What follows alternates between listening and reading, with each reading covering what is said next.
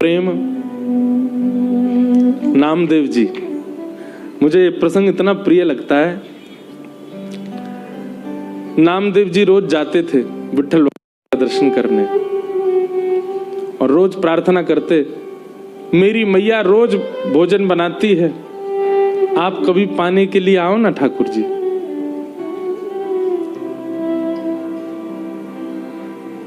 रोज नामदेव जी की एक ही प्रार्थना सुन के ठाकुर जी बोले, हे नामा,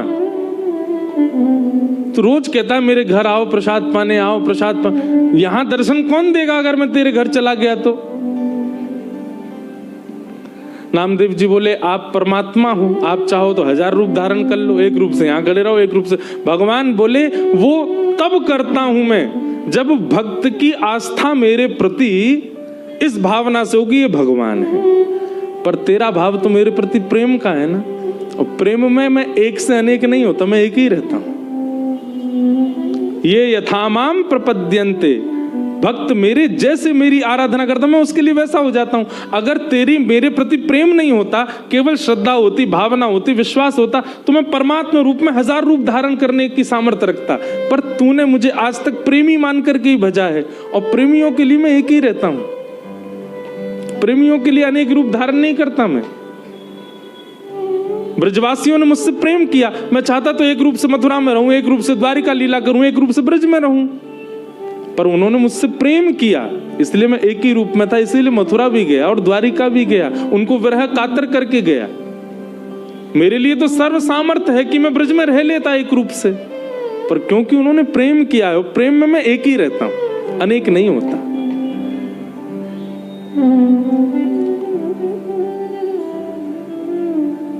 अब तू कहता है रोज मेरे घर प्रसाद पाने आओ, यहां दर्शन कौन देगा फिर? नामदेव जी बोले, एक बात तो स्पष्ट हो गई आज। क्या? कि मैं आपसे प्रेम करता हूं, ये तो मुझे लगता था, पर आज ये स्पष्ट हुआ कि आप भी मुझसे प्रेम करते हो, इसीलिए आप अनेक रूप धारण नहीं कर रहे हो। नामदेव जी तो नृत्य करने लगे वहीं पर ही। अगर आप प्रेम नहीं करते होते तो आप 2 रूप धारण करते, अनेक रूप धारण करते, पर आपका भाव प्रेम का है, तो नाथ कृपा करो। नामदेव जी बोले, भगवान बोले, ए नामा सुन, तू रोज आके कहता है मेरे घर आओ, मेरे घर आओ, प्रसाद माने आओ। एक काम हो सकता है। बोले क्या?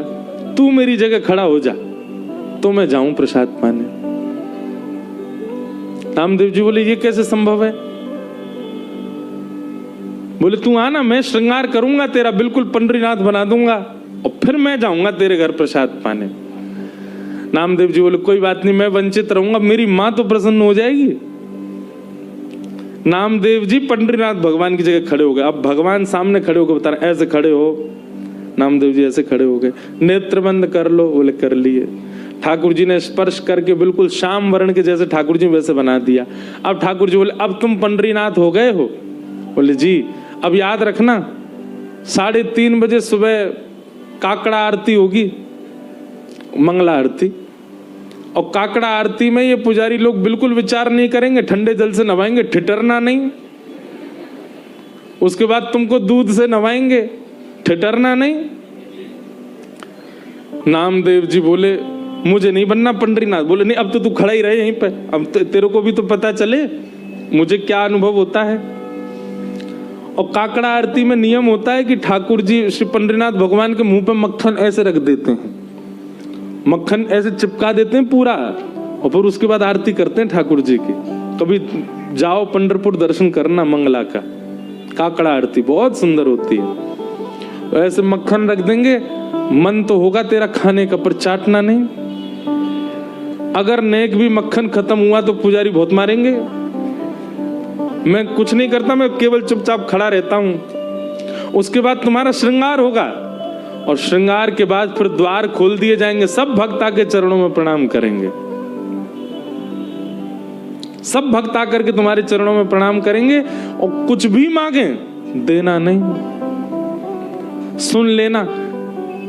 विधि का विधान, कर्म का विधान सब उनको योग्यता दे देगा। तुम सब पर दया करके कुछ भी मत दे देना, नहीं तो लोग कुछ भी मांग लेंगे।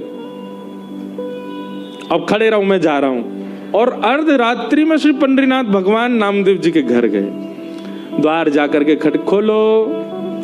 जैसे ही द्वार खोला माने, आहा, बहुत सुंदर एक पद है, मुझे मराठी आती नहीं,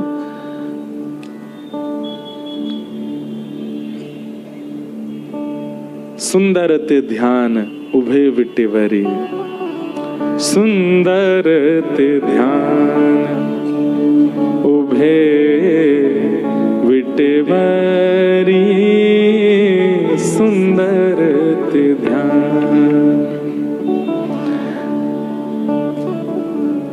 विटेवरी मतलब वीट कहते हैं ईंट को। ईंट के ऊपर ठाकुर जी ऐसे कमर पर हाथ धर के खड़े हैं। कानों में मत्स्याकृत मतलब मत्स्य माने मछली के आकार के कुंडल पहन रखे हैं। सुंदर ठाकुर जी का वपु पीतांबरी पहन करके पुंडलीक की प्रतीक्षा के लिए श्री ठाकुर जी खड़े। कस्तूरी की सुगंध आती रहती है ठाकुर जी के श्री अंग से। जैसे ही द्वार पर पंडरीनाथ भगवान को देखा, नामदेव जी की माता जी तो आनंदित हो गई, चरणों में गिर पड़ी। ठाकुर जी बोले, मैया जल्दी पवाओ, भूख लगी मुझे। ये पुजारी लोग एक ही चीज खवा, पूरन पोली खवाते रहते हैं मुझको रोज, मेरा मन भर गया, आप कुछ और पवाओ। नामदेव जी की माता जी ने सुंदर प्रसाद, नामा कहाँ चला गया, अभी तक आया नहीं, इतनी देर का गया है। ठाकुर जी बोले, अभी अभी मिलवाने ले चलूंगा नामदेव से, उससे पहले प्रसाद पा लो। ठाकुर जी ने प्रसाद पाया।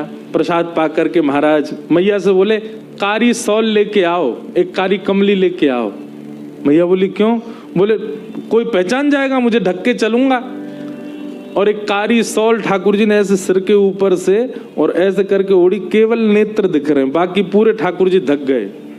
और मैया से बोले, चलो मेरे संग। कहाँ? मंगला आरती हो रही है पंडरीनाथ भगवान की, और ठाकुर जी लाइन में खड़े हैं, जहां कतार में वैष्णव खड़े होते हैं, वहां नामदेव जी की मैया के साथ खड़े। नामदेव जी की मैया बोली, आप तो यहाँ खड़े हो, आरती किसकी हो रही है? बोले, नामदेव खड़ा है मेरी ओर मेरी जगह नामदेव खड़ा, आज उसकी आरती होगी और मैं उसका दर्शन करूंगा। कितना सुंदर दृश्य है कि भक्त भगवान के स्थान पर खड़ा और ठाकुर जी दर्शन करने जा रहे हैं उसका। भैया ये आस्था में नहीं हो सकता, ये विश्वास में नहीं हो सकता, ये श्रद्धा में नहीं हो सकता, ये तो केवल प्रेम में हो सकता। जैसे ही भीतर पहुंचे, श्री नामदेव जी की आरती चल रही है, पंडरीनाथ बन के खड़े हैं और दूर दर्शनार्थियों में खड़े श्री पंडरीनाथ जी बलैया ले रहे हैं। आहा, मेरा नामा कितना प्यारा लग रहा है, कितना सुंदर लग रहा है मेरा नामा। ये इसी कलिकाल की घटना है। लोग कहते हैं कलयुग में भगवान केवल मूर्ति में रहते हैं, मंदिर जाओ पूजन कर आओ, हो गया काम। अरे सुनो तो सही, कलयुग में कितनी, जितनी कृपा ठाकुर जी ने कलयुग में करी है भक्तों पर, उतनी तो किसी युग में नहीं की है। आपके चित्त से विश्वास खत्म हो गया है अब, इसलिए नहीं कर रहे ठाकुर जी अनुग्रह। ठाकुर जी बलैया ले रहे नामदेव जी की, मेरा नामा। ठाकुर जी के नेत्र सजल हो गए नामदेव को अपने स्थान पर देख के। दर्शनार्थी सब दर्शन करने जा रहे थे, सबने प्रणाम किया। जैसे ही ठाकुर जी पहुंचे गर्भगृह में, तो नामदेव जी ने नेत्र खोल के ठाकुर जी को देखा।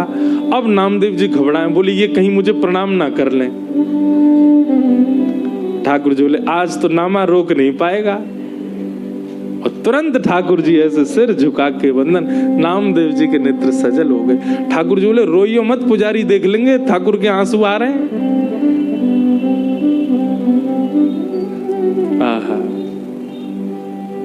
आज भी पंढरपुर में 365 दिन में एक दिन आता है, उस दिन आज भी यही भाव रखा जाता है कि श्री पंडरीनाथ भगवान नहीं, आज नामदेव जी खड़े हैं। और उस दिन जितने वैष्णव दर्शनार्थी आते हैं सबको प्रणाम करते हैं। क्यों? बोले, इन वैष्णवों में कहीं ना कहीं पंडरीनाथ आए होंगे दर्शन करने के लिए, नामदेव के। प्रेम, ये केवल प्रेम में संभव है, और इस प्रेम की स्थिति प्रदान करने वाली श्रीमद् भागवत है। इसलिए भागवत जी से और कोई कामना मत कीजिए। अर्थ मिले, धर्म मिले, ये सब आपको दुनिया सिखा देगी, दुनिया से प्राप्त हो जाएगा सब। व्यवहार से सब सीख जाओगे आप। पर प्रेम का पाठ केवल भागवत जी सिखा सकते हैं। इसलिए केवल प्रेम के अधिकारी बन के बैठो यहाँ।